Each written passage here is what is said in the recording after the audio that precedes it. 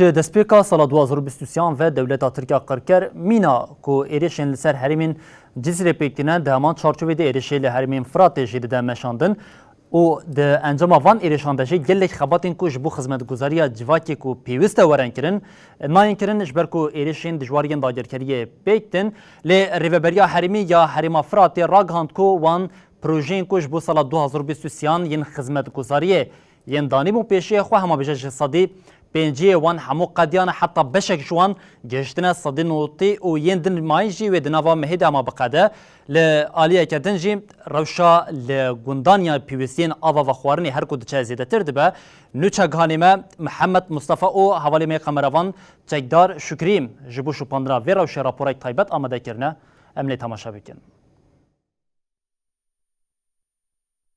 لهرم افراطی ریوبریا خسر هول داده پروژه این دابون پیشیا خواه به انجام بکه. جبرکین بنا آوا افراطی لهرمه پسکریک کی سرکه یا آوه لگوند و نافچهان درکت. ریوبریا هرمه ده پروژه این خواه این ساله ده گریگی کی زیده به ویکی دابو. لکوبانی پروژه آوا کرنا حوز اکی به داوی بویه. لحینا کار لسر گهاندنا خطن آوه جحوز تا تاخن باجار تکرن.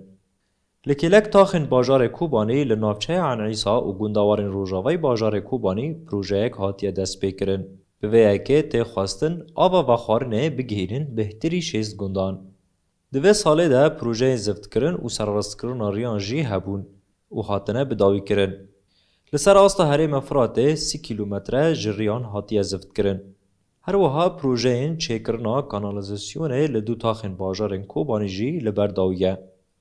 جسدینود جوی پروژه بداوی بویه. لکوبانی پروژه باخچه یک لطاقه شهید عبدوجی هاتبو کرن. اف پروژه هینا دوامه. ده پلان کرن ده 2024 ده بداوی ببه. لکیلک بان پروژه آن گلک پروژه این سررست کرن رونی این کولان باجار و رسیفان هاتیه دست بکرن.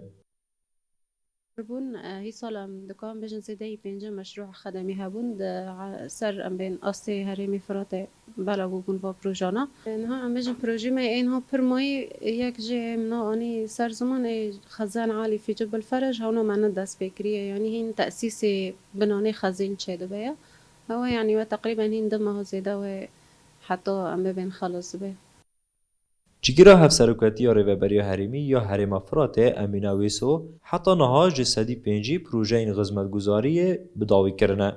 بودجه جبو لیچون آوان پروژه هاتیه دیار کرن جی میلیونک و 600,000 دلاره. جمار پره سال اماراتی خصص کرن يعني گور پروژه ما هندك بو يعني دوری زیده میلیونک و 600,000 دلار بو ام بیجن جی حيصدوا زي حيصدوا 50,000 دلار هفنا كتا بروجيت ماي خدمي ايدين جي پردين جي خنجان سه پروژه ما ايدين هبون ام بيجن جبو ام بين تقوي كرن جهازي ماي اداري مستلزمات مديريات ما او استحداث مديريات ما تشكرن بين چلبي دم وحده اوتنا بو ما استحداث كر يعني بون الفانات شو يعني بس ام دبين پروژه ماي خدمي زي 5 پروژه بو جي زي حيصدوا 50,000 دلار كتا بو پروژه